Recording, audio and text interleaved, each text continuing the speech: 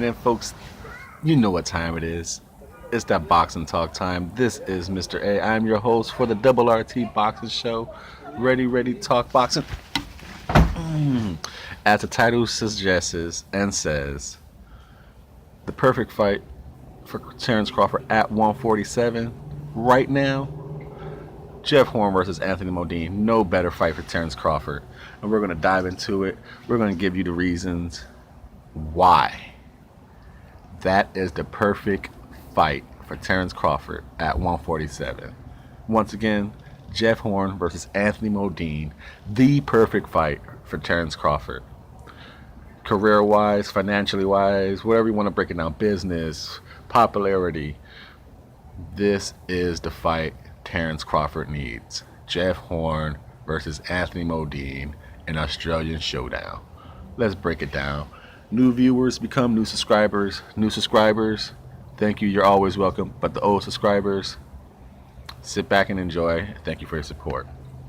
Now, the reason why Jeff Horn versus Anthony Mundine is the perfect fight for Terence Crawford, it falls in the same lines as all the fans who wanted Mikey Garcia to fight Miguel Cotto. They wanted Errol Spence to fight Miguel Cotto. They wanted a young lion to defeat a legend before he goes out. Get that credibility. Go scalp the Indian. Get that scalp. Now, you could argue that Mundine is not the same legend status as Miguel Cotto, but he is easily an Australian legend. So you take a nice, hungry Australian champion in Jeff Horn, let him face a Australian legend, get that scalp. All that's gonna do is gonna raise Jeff Horn's stock. So when he faces Terence Crawford, there's going to be more build-up, more eyeballs to see that fight. Yeah, Jeff Horn's asking for $5 million for Terence Crawford, and everyone's saying, oh, he's ducking. No, he's trying to say, pay me more than what I could get for this fight. He's already getting offered a guaranteed $2 million just to step in the ring.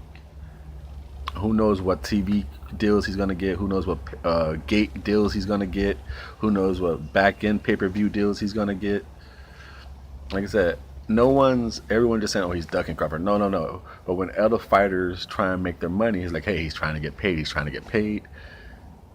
He has 9 months to fight Terence Crawford. He could get 2 fights in 9 months. He could fight Mundine and then fight Terence Crawford. Like I said, this fight, if beating Mundine will only raise Jeff Horn's credibility up, he beats that legend.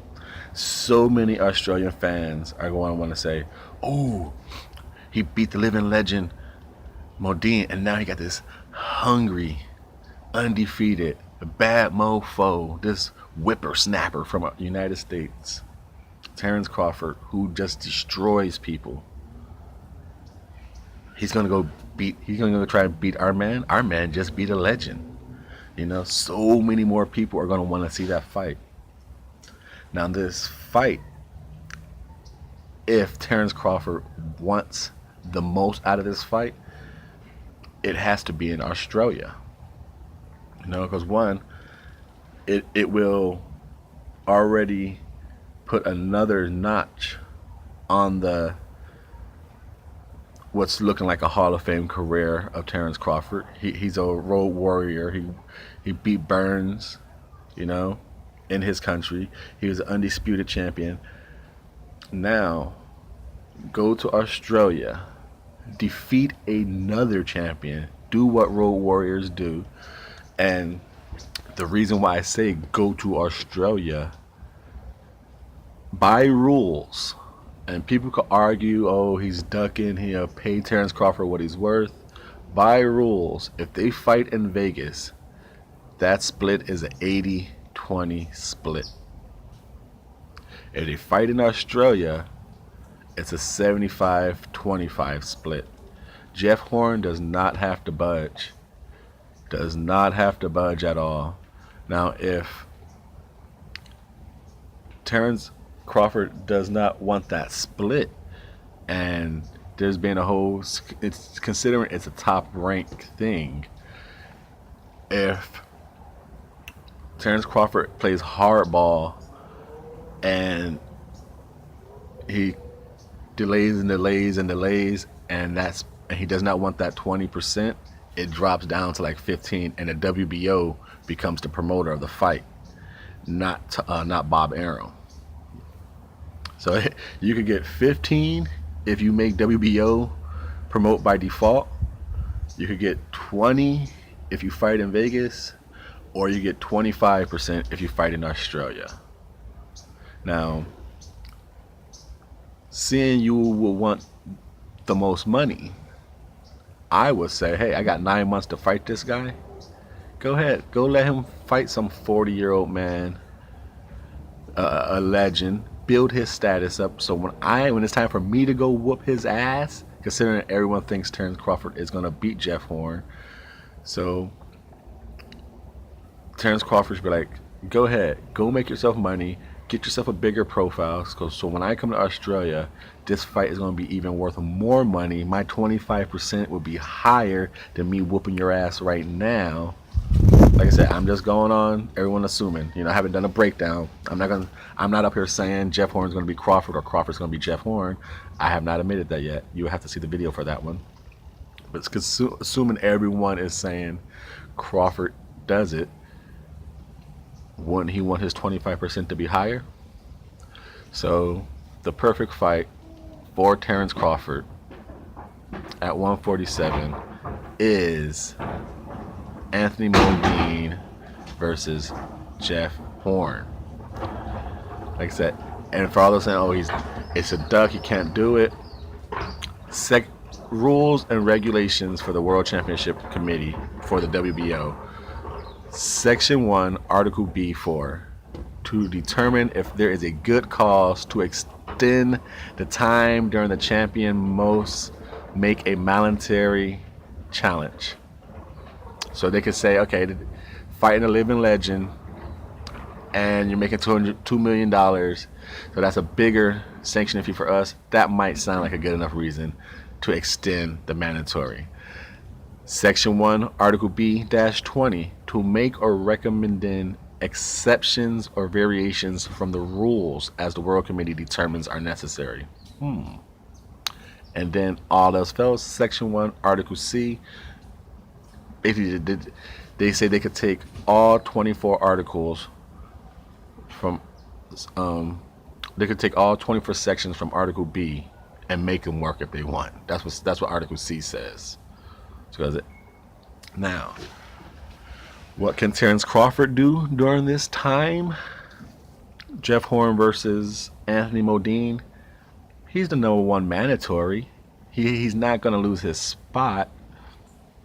He could fight a number 9 through 15, get a nice little touch up, show the world how deadly he is. So when he goes to Australia, all the fans be like, "Oh, that guy's a beast. He's gonna try and beat our Jeff Horn. Oh, Jeff Horn's gonna beat that great fighter." Terence Crawford is already a known commodity, but he's not. All what he's done doesn't mean nothing at 147. That is the truth. Show the world you're still that bad whippersnapper, that bad mofo. Number 9 through 15. Let's say number 15, Custo Clayton. Like I said, we're not asking for nothing major. Just stay busy fight. You got number 15, Custo Clayton. Number 14, Quadragelo Abdugavev.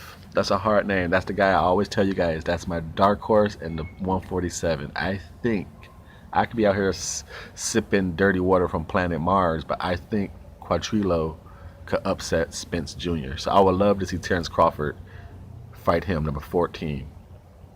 Then you got number 13, Gabriel Lejon. Ledesma. I'm sorry. Number 12, Stephen Dano. Number 11, Carlos Ocampo. He just defeated his, I forgot what fight, but I covered it. It's right here on the Double RT Boxing Show. Please go check it out. It was a number one mandatory to get Errol Spence. He could fight him, but I seriously doubt Carlos would give up that spot. You got number 10, Gary, who Horn just fought. Hey, go beat up a common opponent. Show what you can do, what Horn couldn't do. You know, people is something. And then you got number 9, Ray Robinson from the United States. You know, he's always up there. He's been in the top 7 140 rankings throughout this all sanctioned bodies for some years now. Let him get his once in a lifetime shot. Terence Crawford, fight number 9. Warm up, show the world what you got at 147.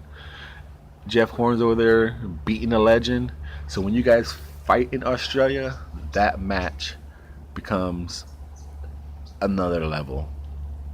That is Mr. A's thoughts on why the perfect fight for Terence Crawford at 147 is Jeff Horn versus Anthony Mundine. Thank you for tuning in. Thank you for watching the show. Stay tuned.